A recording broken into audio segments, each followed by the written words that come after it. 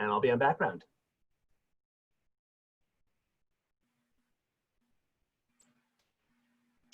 Okay, Andy, are you welcoming folks, or are you just handing it off to me?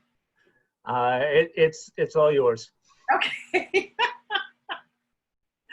All right, hi everybody. People are slowly getting on,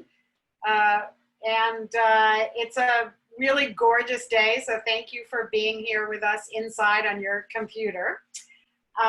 We have with us today the Berkshire Center for Justice and the Berkshire Immigrant Center, and sometimes their work intersects, actually. So I want to say I planned it that way. I kind of did, but it's interesting always to see how in the nonprofit sector, everything connects, of course, and with our community. So I was asked by an ALI member to give a brief overview of the nonprofit sector. And I have a little PowerPoint. We're going to see if it works today. I'm going to share my screen with all of you attending to just give you a very sort of simple overview, but some of the statistics are pretty eye-opening. So let me go ahead and share that. Okay, so I am not a host, meaning I cannot share that screen.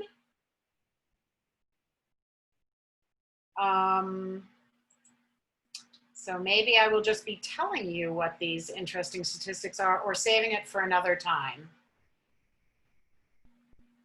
Andy, can you help me with that? It says, okay, thank you. That's fabulous. Yay.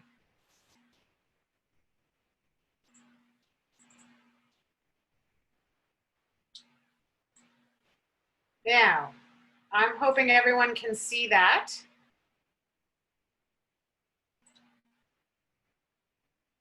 So, as you can see, there are a lot of nonprofits in our world. And the fact that I think is very interesting is that the nonprofit sector is the third largest employer in the country, which is pretty crazy. And it's a large employer here in Berkshire County as well. Nonprofit job growth outpaced for-profit job growth by 3 to 1. That's pretty crazy too, as far as a statistic goes. And of course, and this is the same in the Berkshires, most nonprofits are small, community-based, serving local needs. So when we drill down to the Berkshire nonprofit sector, we have over 1,000 nonprofits here. It is one of the highest in the Commonwealth. I think only Nantucket has more nonprofits than we do. The nonprofit sector employs 1/4 of the workforce. And in fact, Berkshire County has one of the highest rates of nonprofit employment in the country, which is pretty cool.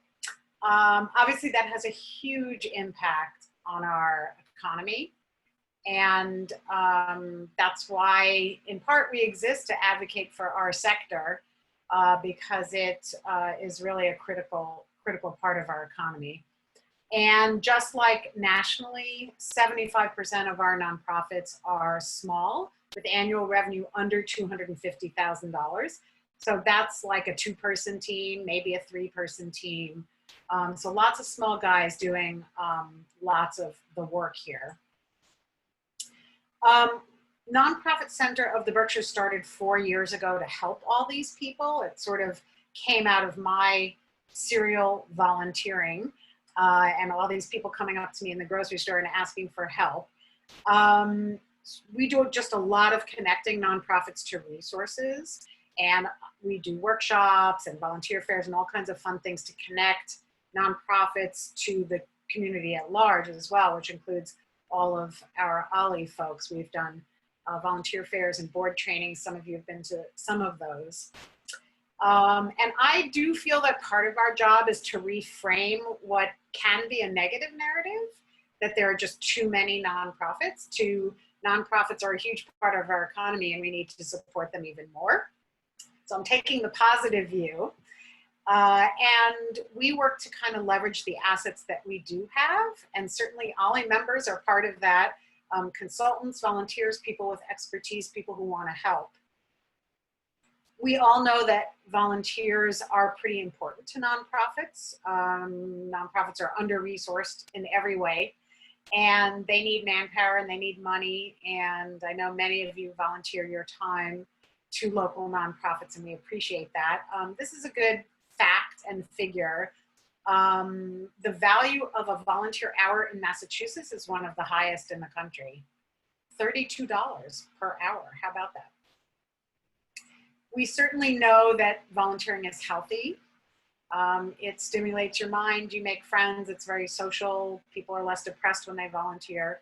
So we're all about promoting that when we can.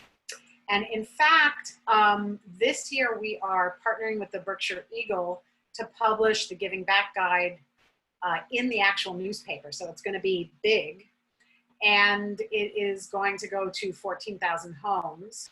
And there will be extra copies, and it will be available online as well. And that's where you get all your information about nonprofits. And there's a great directory in the back as well of all 1,000 nonprofits by category, so you can really hone in on what you're interested in. And finally, we are launching a new website called Give Back Berkshires in August sometime, fingers crossed. And that will be focused on helping people find volunteer opportunities and opportunities to donate, even items. Nonprofits will be able to list what kinds of things they need, in addition to what kind of help they need and what kind of money they need to support certain programs. So we look forward to kind of piggybacking on the Giving Back Guide and launching that as well. So I will take questions on the sector. On the information I've just given you. I'm going to stop sharing this screen. And I'm going to look in the chat room and see how we are doing.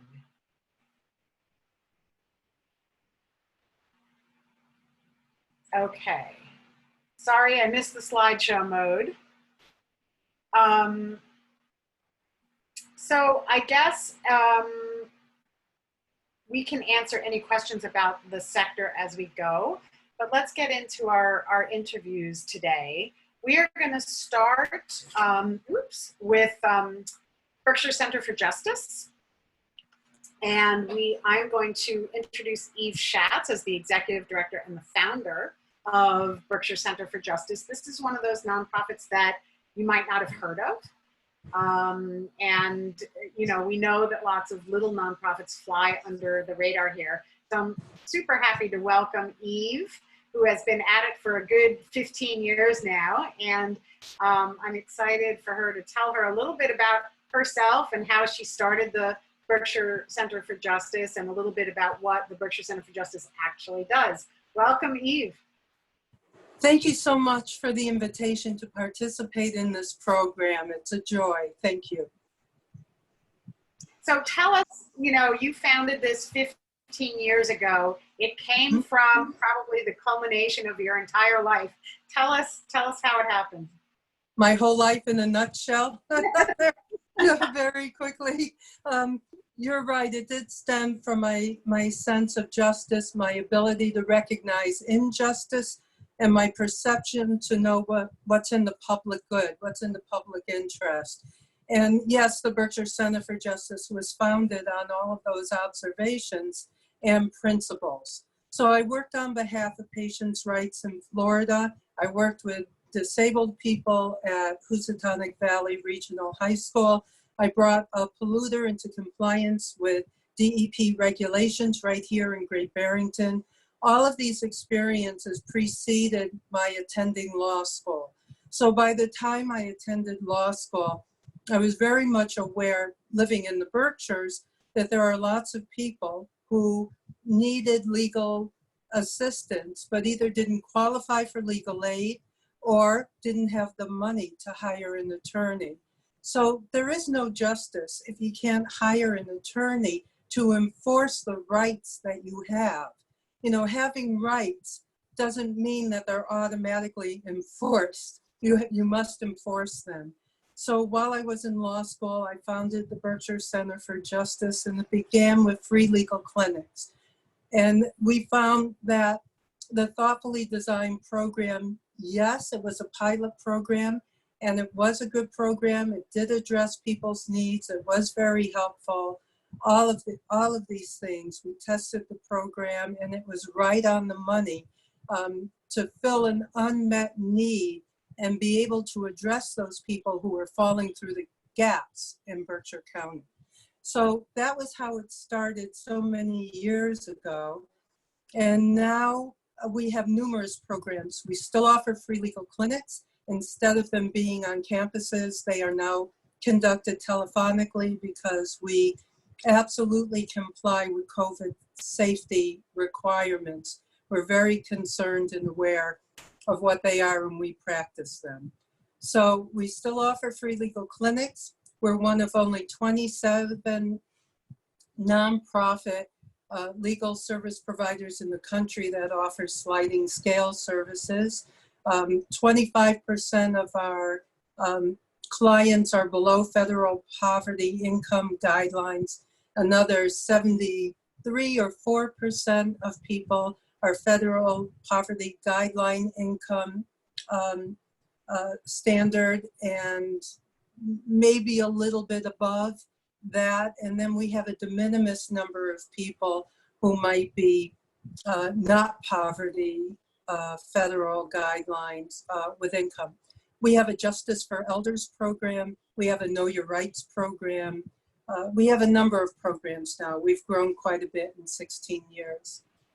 So how do you do what you do?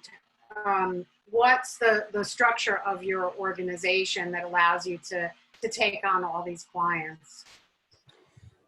Volunteers are absolutely an essential component to the success of the Berkshire Center for Justice. So we rely heavily on volunteers who fill a whole range of duties and responsibilities with the organization, from putting together our marketing materials. We have a wonderful, talented person who does that. Office assistant, administrative assistant. We rely heavily on volunteers, and we're so happy to have them. You truly help make our world go round. So I want to take this opportunity to thank our volunteers.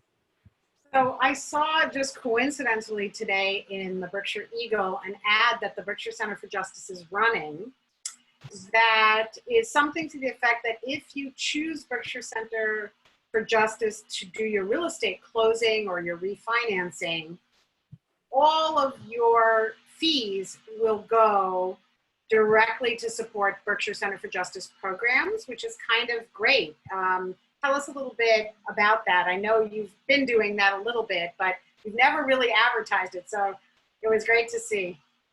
Well, thank you for bringing that up.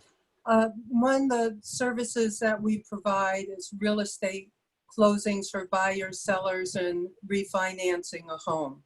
So if people select the Berkshire Center for Justice for their real estate transactions, then the entire fee goes to the Berkshire Center for Justice. It supports the organization and also helps subsidize the true cost to offer pro bono and reduced fee services. So we encourage everybody to spread the word because it's a wonderful way for us to generate income to help those who are less fortunate than ourselves. So, and I'm sure that's something that a lot of us didn't know. I didn't know that, so I'm happy to discover a hidden secret there. And you got into the real estate part of things by helping people with foreclosures, is that right?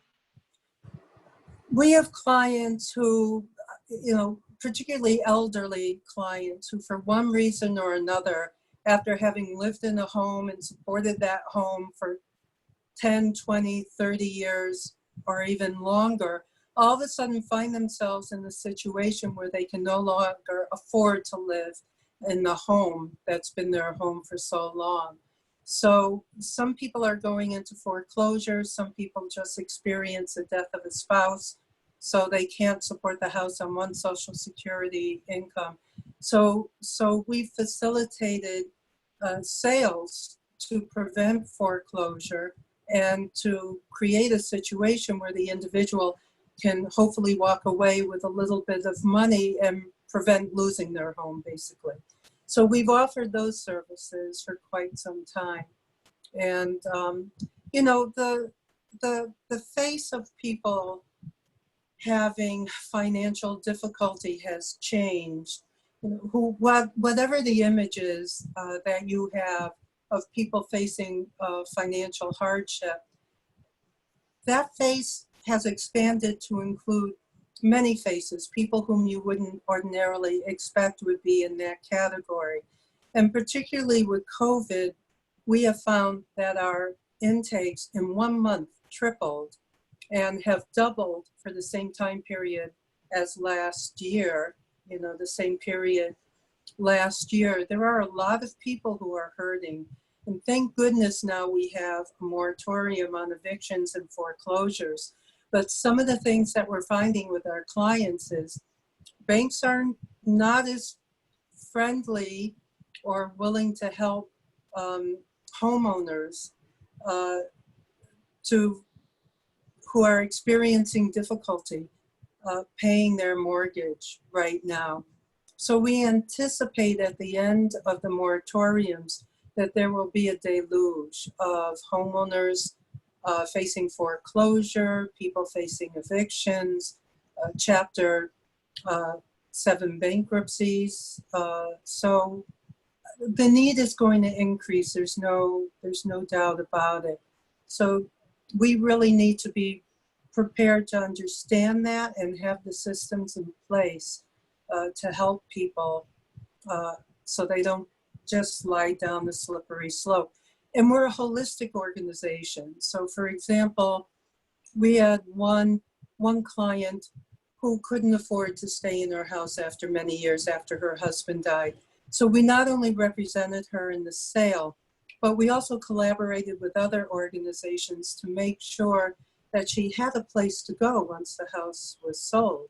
So because she's low income, we had to find low income housing for her that would be appropriate.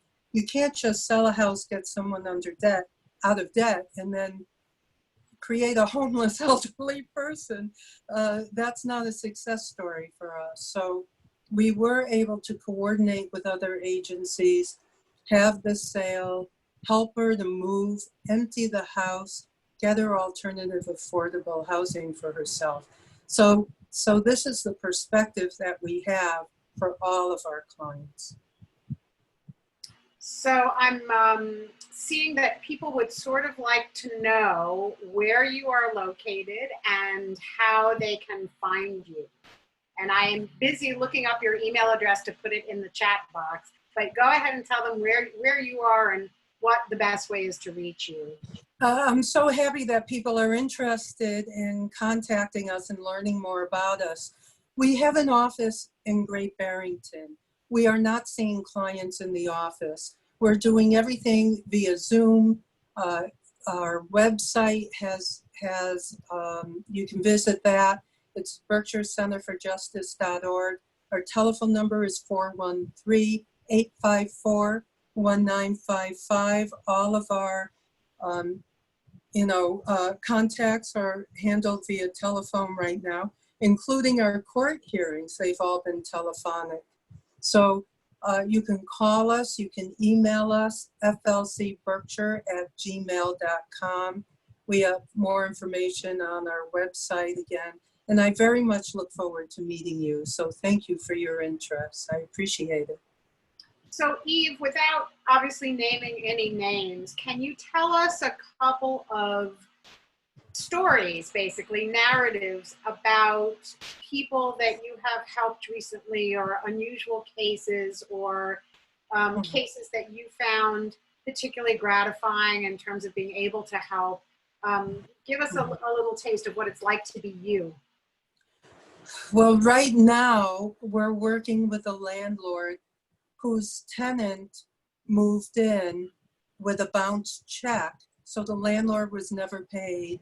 It's a shared living situation because it's an owner-occupied single-family home. The tenants have not paid a penny. Now there's a moratorium. They can't be evicted.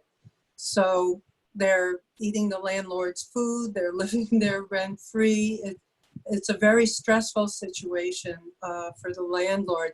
How she keeps her sanity, I don't know. But we're working with her and helping her. On the other side, we're also working with some tenants where a landlord can't evict them, but has allegedly engaged in other actions to try to push them out, doing things such as turning off the electric on and on, turning the hot water on and off, turning the cold water on and off, removing the mailbox, disconnecting the internet. There's a whole host of actions that is very scary for a tenant during a pandemic, a health pandemic, or COVID, and also during a heat wave. If you can't take a drink of water and you don't have water to flush your toilet, and you can't clean your body in the premises with hot water, and you can't take a drink of cold water, it's an emergency situation. We did file an emergency restraining order. We did come to an agreement on both sides that all the utilities and services would remain on for the remainder of the tenancy. So that's a real success story, and that was pro bono. That's a couple. The gentleman is 70 years old. The income is under $1,000 a month. So that was all pro bono. We took the case because we felt that it was an emergency, and they spoke with numerous attorneys prior to the Berkshire Center for Justice, and no one would take the case. So, you just have to, I just feel that we have to respond to the large injustices that are going on. So now they have all of these services. They're extremely grateful to us, as you can imagine. And, being able to raise money to subsidize the cost of pro bono services is important to us because it represents the number of injustices we can take on. And there are plenty of them. There's no end to the injustices that we'll come. talk about that because I'm sure that COVID is not helping, and the general state of everything is not helping. But Louise, that's another case. There's an African American how young many man. lawyers you have. Pardon? Louise would like to know how many lawyers you have either paid and or volunteer that help you do this work. Yeah, we have one staff attorney, which is me, and then we have a number of attorneys in the community that we've worked with over the years who help our clients. So, it would be wonderful if Berkshire Center for Justice could hire a second attorney. That's a goal that we have, because as generous as attorneys are in the community, and they've been extremely generous to BCJ clients, the bottom line is they can only take as many pro bono clients as they themselves can manage with their own caseloads. So we do have a number of attorneys that we work with, and they've been extremely generous with our clients. We're so grateful to them. And what are some of the other agencies that you work with? I'm sure when you need advice, you have people that you go to. What does the support structure look like for the Berkshire Center for Justice? Obviously, your volunteers are everything, and then they're everything. And our volunteer board is everything. We have a very involved board of directors. We have attorneys on the board, but we also have general community members, which is very important because their perspective is extremely valuable to all of us. So, how many board members do you have? We have think we have 10. We may have 11. Forgive me for not having that number. I have all the client statistics, but for some reason I'm not recalling exact. I think we have 10 board members. Do you want more board members? You know what? We could definitely use more committee members to work on different committees that would work closely with the board. And, you know, that would be very important to us actually, because we're seeing a lot of growth. The demand for our services has been expanding exponentially, and having committee members to work on different committees that we've discussed would be extremely helpful. And our board actually has been very involved and very generous, offering legal assistance to the Berkshire Center for Justice as well, in terms of taking on pro bono clients, offering advice, experience, all of that. So Eve, what kind of committees are we talking about? What sort of projects can people help with? Well, outreach, fundraising, you know, development, you know, those are probably the key committees. Outreach is very important, expanding word about the good work that the Berkshire Center for Justice does in the community, throughout the community, will be a wonderful thing. We used to be the best kept secret of the Berkshires, and that's changing a bit, but we need help to continue progressing in this area. So do other agencies refer people to you? Or yes. does it happen upon you? Yeah, well, both. We work back and forth. So they refer to me, I refer to them. Sometimes we collaborate on cases. So, you know, that contributes to the holistic perspective that the Berkshire Center for Justice has operated from since our inception 15 years ago. So we collaborate with senior centers, the Elizabeth Freeman Center, the Berkshire Immigration Center. You know, there are just a number of organizations throughout. Mental health professionals, hospitals, courts refer to us. We have private doctors and therapists who refer clients to us, who have had other clients who have had good success with the Berkshire Center for Justice. So, you know, our clients represent a diverse population.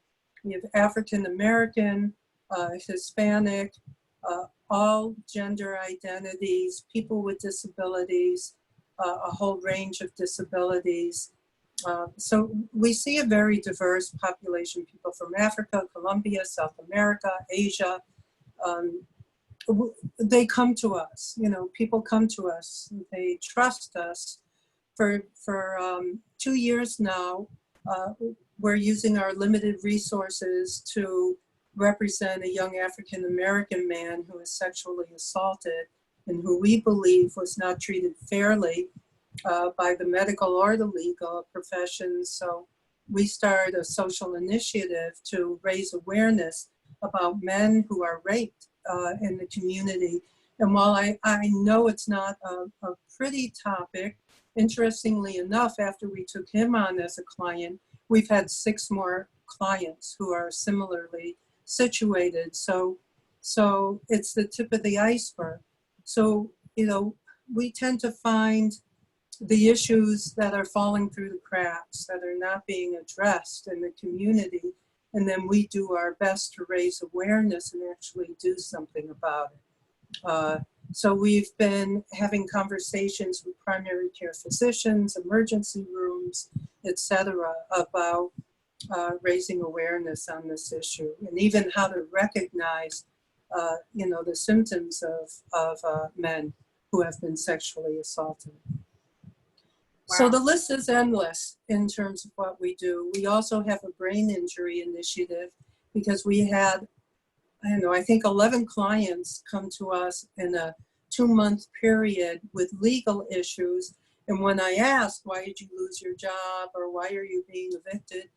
And well, ever since I had that car accident, right? And I had a brain injury, but it's either undiagnosed or untreated, which is really sad because there are services and there are treatments available to people who are living with brain injury, but they're not accessing it. So there again, we're working with medical professions in addition to dealing with the legal problems that they bring in. What we've noticed from the very beginning is that legal, social, and community is so tightly woven together. I've been talking about this for 15 years, and now COVID is the perfect example to show how the legal, social, and community issues are so tightly woven together that you can't separate them. You can see how COVID has affected all of our lifestyles, our employment, the laws, everything. So, you know, seeing how we're all connected and how all the issues are connected is very obvious to the Berkshire Center for Justice.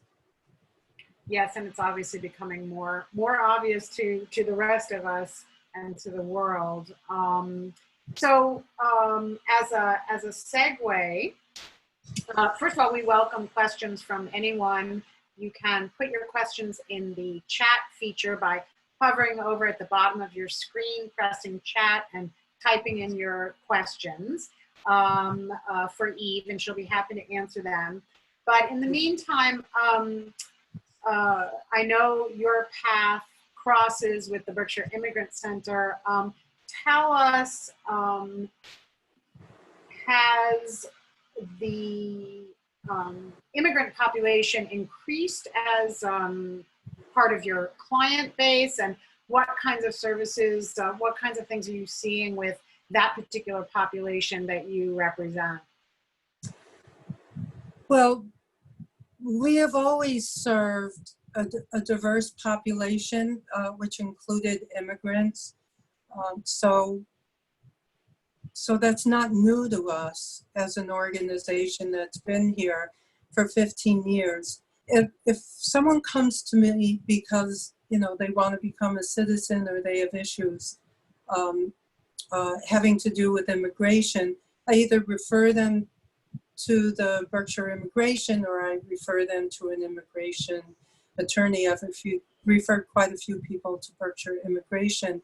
One of the reasons that they refer to me also is people with immigration issues can also have employment issues, family law issues, you know, business issues, purchasing, wills, power of attorney, all kinds of issues. In other words, immigrants are human beings and they have the same legal concerns that everybody else does. They either buy a home or they rent a home, and they have lives that involve families and work and so forth. So they have a lot of the same questions that everybody else does. But particularly immigration questions, I refer to the Berkshire Immigration Center. And they've referred their clients to me who may also have a landlord-tenant issue or some other legal matter that they don't address. So working in tandem is very helpful. The same with VIM. We receive referrals from VIM, and we've also referred clients to VIM, which is the medical facility in Great Barrington. So is there anything else before we wrap up this particular section that you'd like people to know? We do anticipate a large influx in people who will be needing our services soon. And we're going to really see some shifting go on in the Berkshires. So any way that people who are listening can facilitate will be extremely grateful. But I'm grateful to Ali and I'm grateful to you for this invitation to be here. Thank you so much. It's important to get the word out about the good services that we have and the range of services that we offer. A lot of people just really need to know what their rights are, and they call on a whole range of questions in legal areas. So it's a wonderful thing. You find out what your rights are and then what it takes to enforce them. And then if they want to enforce them, that's the next step. That's the next step. So thank you so much. And I guess I'll welcome the Berkshire Immigration Center. Do you ever get a day off, Eve?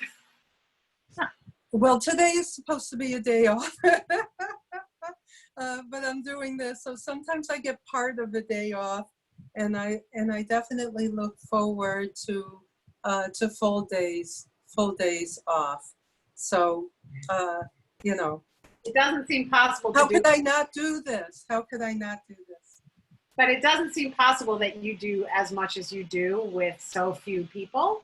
But that nonprofit center is in a similar situation. We do a lot with a committed board and a very small staff, and we have 27 programs, and it's no rest for the weary, and certainly now. So thank you for taking time to be with us today, and we welcome you to stay on and listen if you want, because there are obvious connections between the two organizations, and if you need to go, we understand that too. Okay, thank you again.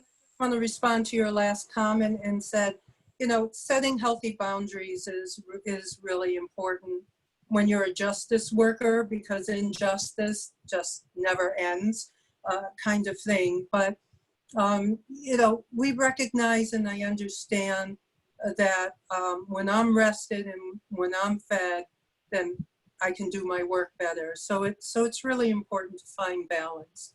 So I do my best. I do my best to do that. So to that end, I will take the rest of the day off. It's very sunny and nice, so enjoy that. We're in the Berkshires. It's gorgeous. Yeah. Thank you so much again.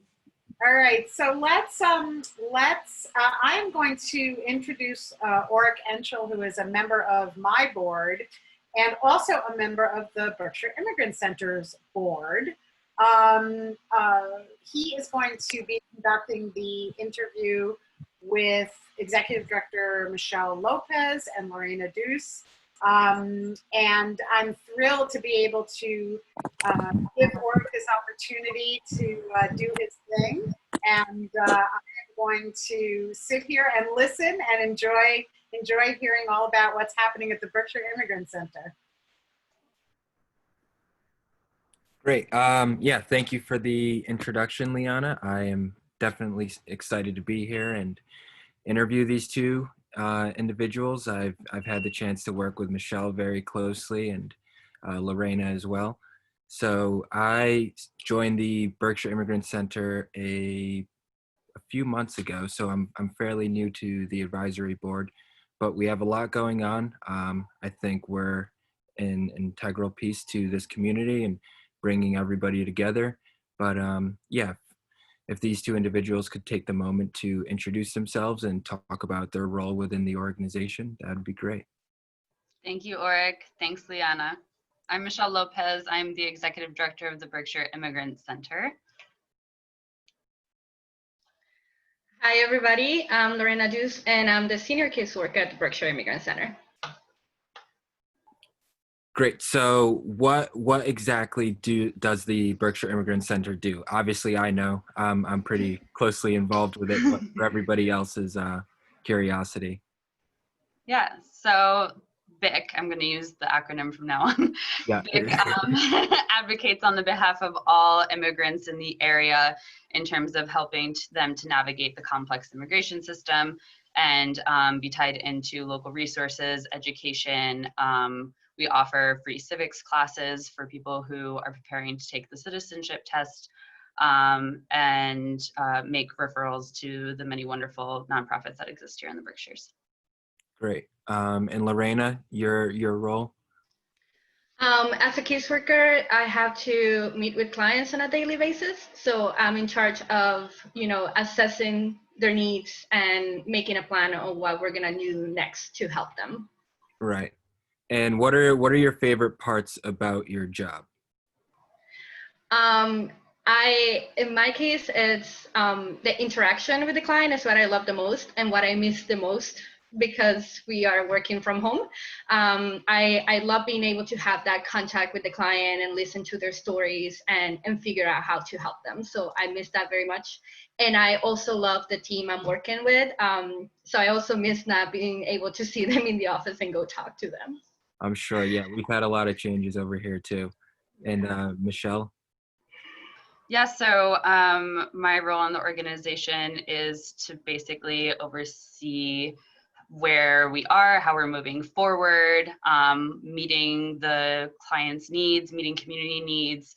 I help prepare a lot of presentations for the greater community. We've started going into, well, before the pandemic, we started going into schools and educating school age grade kids on what we do at the Immigrant Center and what immigrants bring to our community.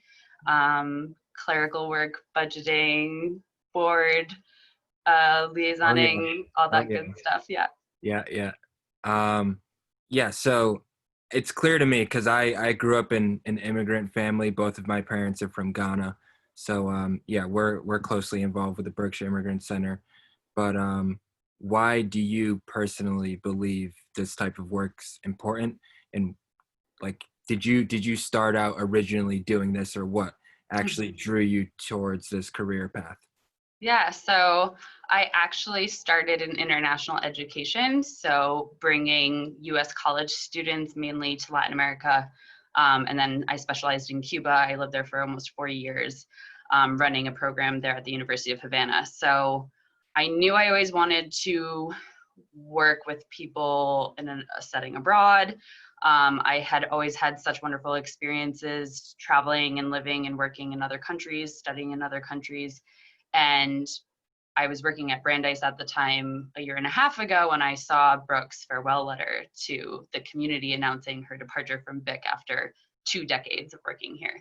Yeah. And it brought me to tears, and I was like, I don't even know this woman. I've like driven through the Berkshires. I know nothing about this community, but if somebody can dedicate so much time to such a tiny nonprofit and discuss this vibrant immigrant community that exists there, that's what I want to be involved in. I want to basically bring everything that I've learned from people in other countries and be able to help people who are now from other countries here in the United States and basically just give back the hospitality that I've received all over the world. Absolutely. Yeah, we would love to have you for 2 decades too. That'd be great. Yes, fingers crossed. And Lorena, how about yourself?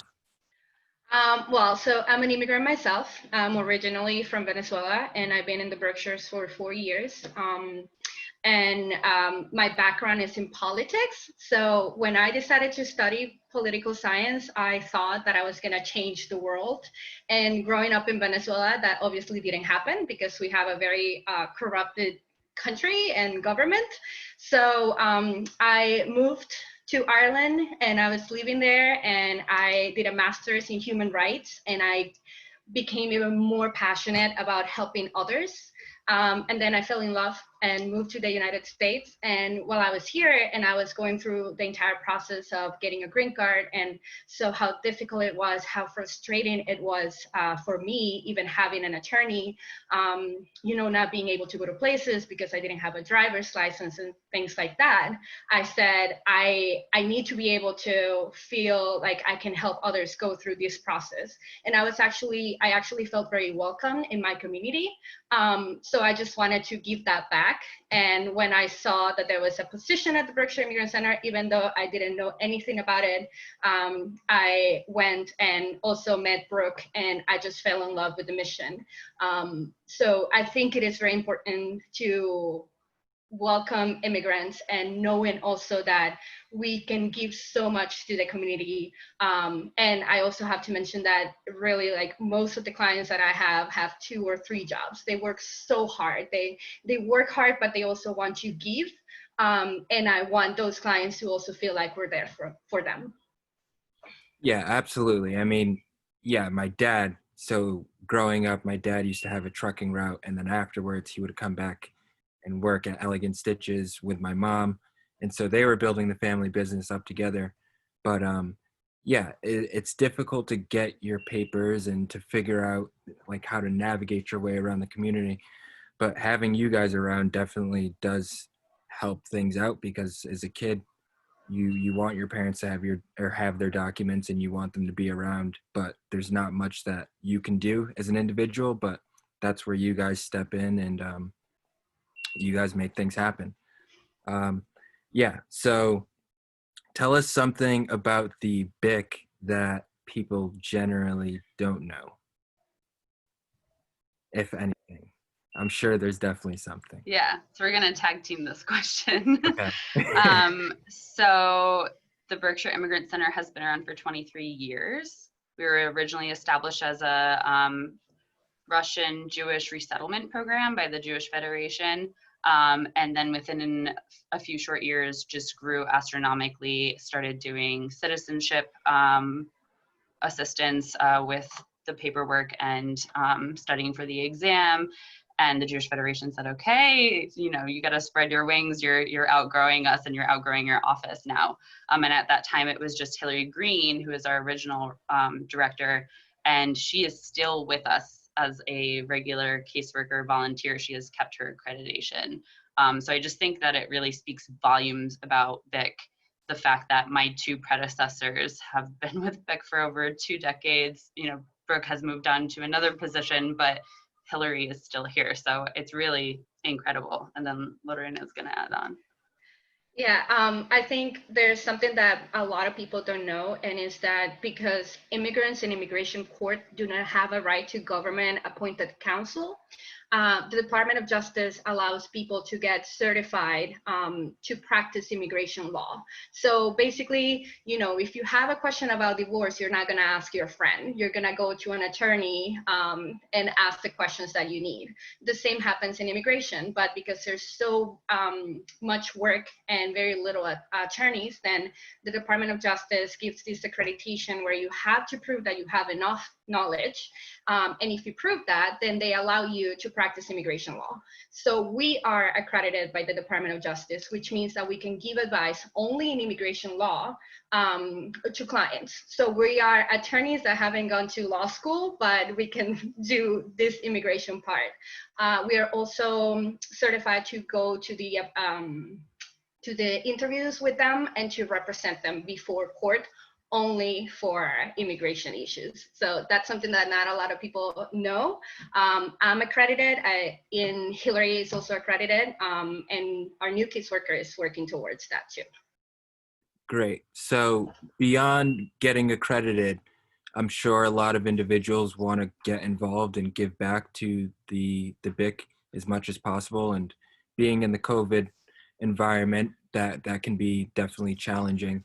But what do you think people in the Berkshires can do to get involved and take a role in making the BIC better?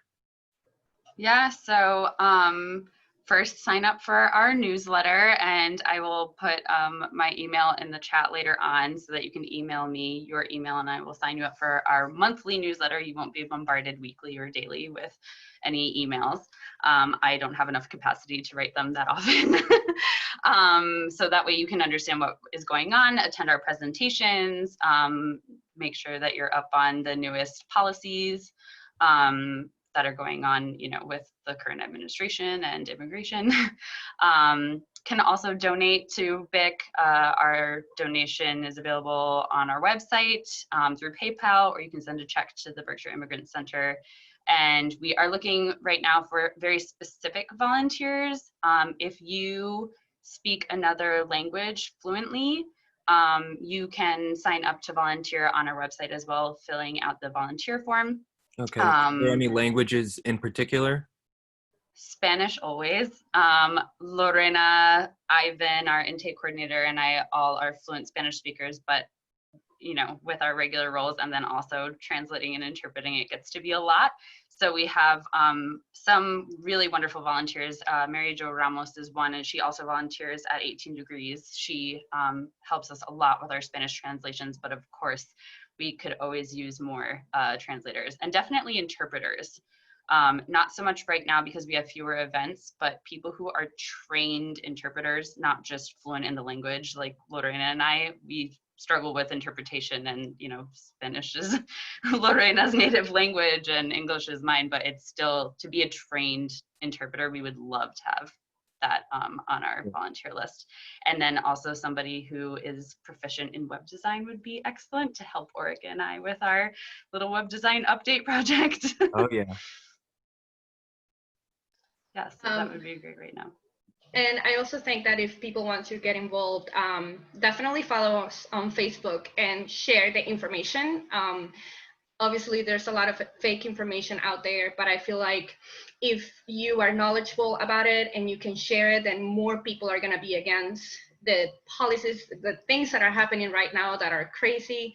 And also, we always encourage people that if you're not afraid to speak up, because, immigrants, undocumented immigrants are afraid of saying what they think because there can be repercussions. But if you're not afraid to speak up, you can call your senator and you can complain and you can ask to change the laws, to fight for it, because we definitely need to be right now fighting for those that are too afraid to do so for themselves. So are there any types of events that we have coming up that people can immediately get involved with, or?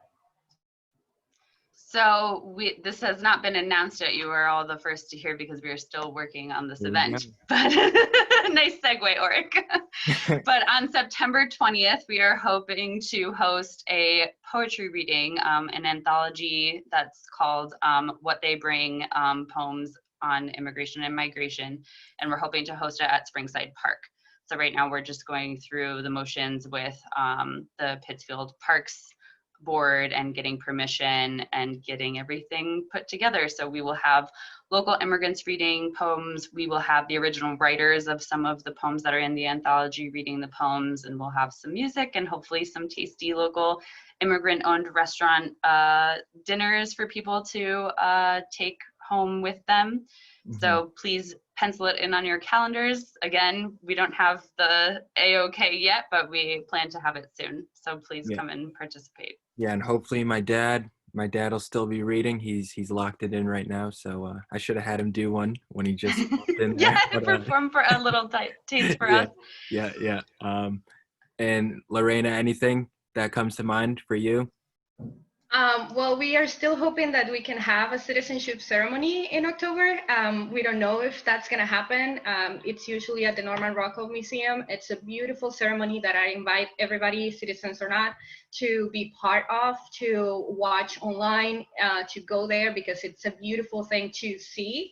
I cry every year when I go to those ceremonies, but we don't know yet if that's gonna happen because of this situation. So we're waiting to see what's gonna happen, how the interviews are starting to be rescheduled again. So we were also hoping I will be sworn in as a citizen that day, but we don't know if that's gonna happen. So so we'll just obviously we'll keep everybody posted. If you sign up to our newsletter, you'll definitely find out if that's happening or not closer to the date. In the meantime, we just continue to have appointments on the phone, via Zoom, etc., and trying to help our clients as much as we can remotely. Okay, great. And then I'm sure people want to hear about how COVID-19 has impacted our organization. Have people stepped up and gotten more involved? Do you guys need anything in particular? Resources, people on deck to translate whatever it may be, but yeah, how has COVID impacted you guys uniquely? Yeah, so we have always offered emergency funds for those mainly more recent immigrants who need assistance, with special thanks to the Berkshire Taconic Community Foundation's Neighbor to Neighbor Fund and a private donor who has donated $5,000 to us every year. So they stepped up and doubled their normal giving for COVID-19, and then encouraged the United Way, several other funders, grantors, and individual donors. If any of you are on right now, thank you so much. We have received $130,000 in emergency funds, and that's all pass through, so we don't take any cut at all. That goes directly to clients to help them pay for rent, electricity, gas, utility bills. groceries, and we are actually expecting another $50,000 to be coming in August from FII, which is the Family Independence Initiative. It's a nationwide organization, and that funding is going to be completely unrestricted. So it's going to give all of the families who cannot receive any government benefits on our list to spend $500 how they see fit, which, you know, is how I wish every grant was, because the people who are receiving the assistance should have the autonomy to decide how that money is spent. And they are requiring virtually no reporting. So another, if any of you are involved in grants, the reporting process is very lengthy, and we are very grateful to FII for requiring very little reporting. And then Lorena is going to speak a little bit on the individual client level of COVID-19. Yeah, so we have been busier than ever. It's incredible. We're working more hours than we should be working, helping these clients with emergency funds, but also because everything happening right now, it's so scary. So people are feeling like they need to file their papers right away. So we've been doing that on the phone and using the mail a lot.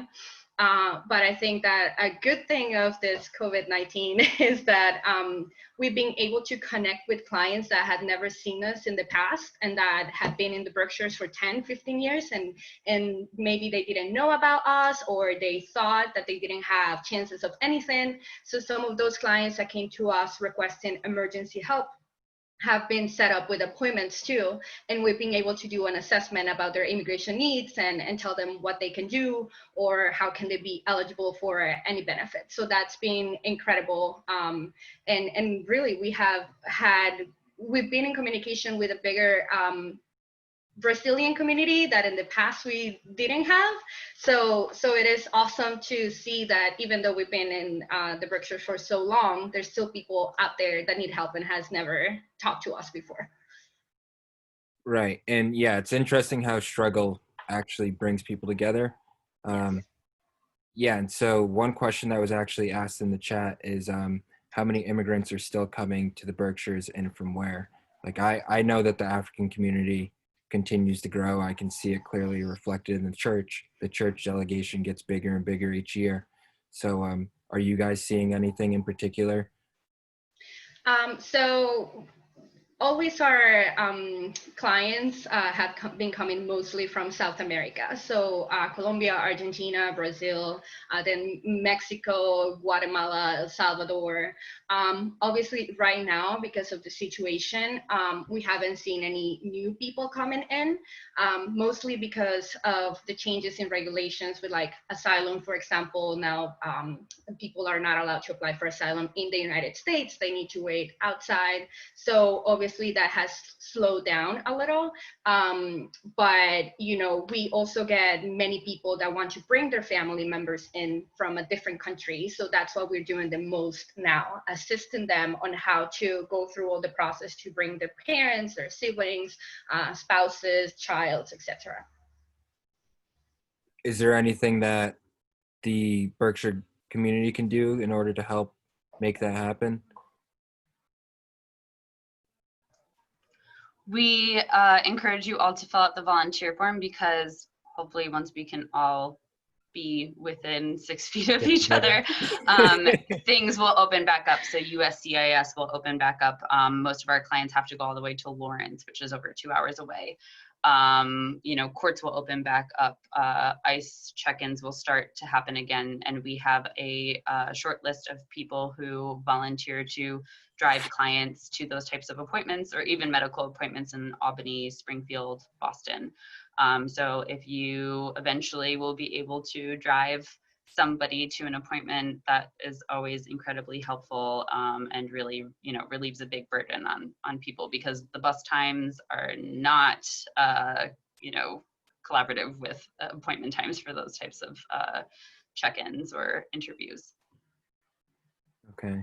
And I guess for me, in relation to the BIC, one of the reasons I wanted to get involved is I wanted to have a youthful perspective added. And I feel like just the Berkshires in general, sometimes that can get lost.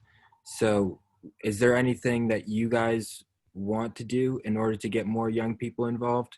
Is there anything that you have strategized looking forward so that we can engage the youth?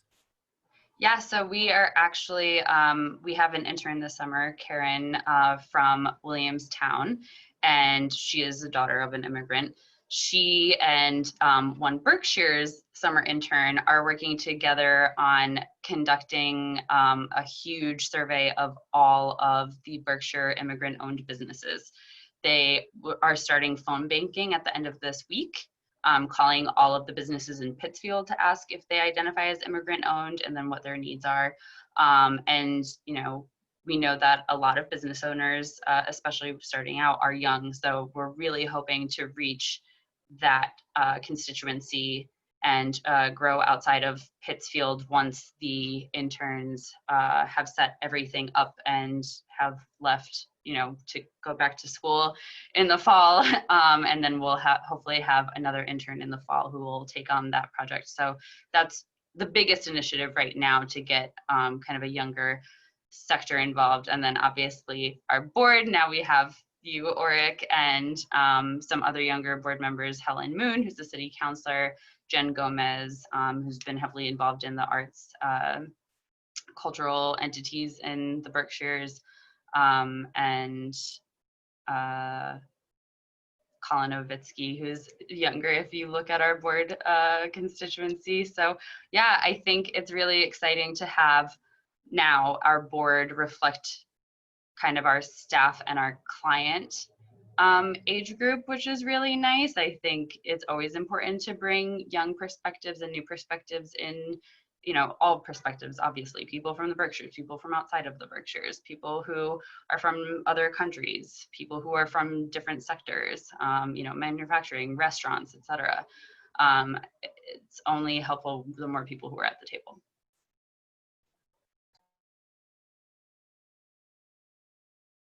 And Lorena, anything?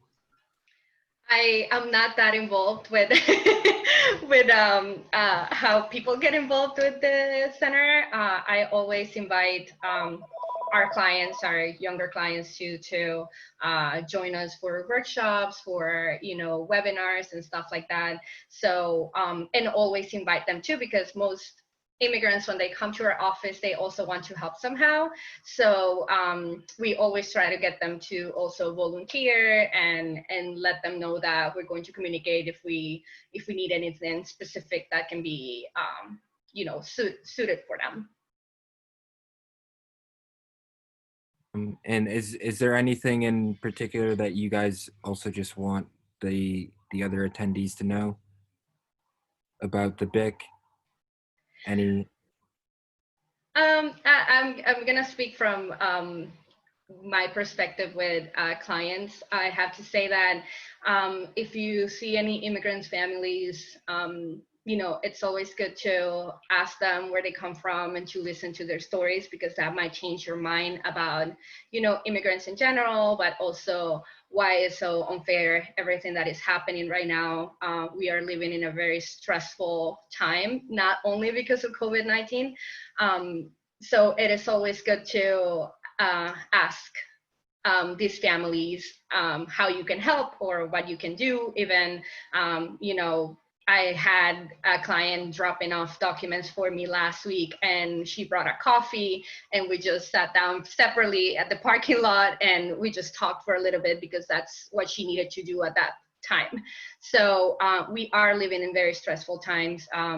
We are at the office very stressed too with all these changes in policies and the law.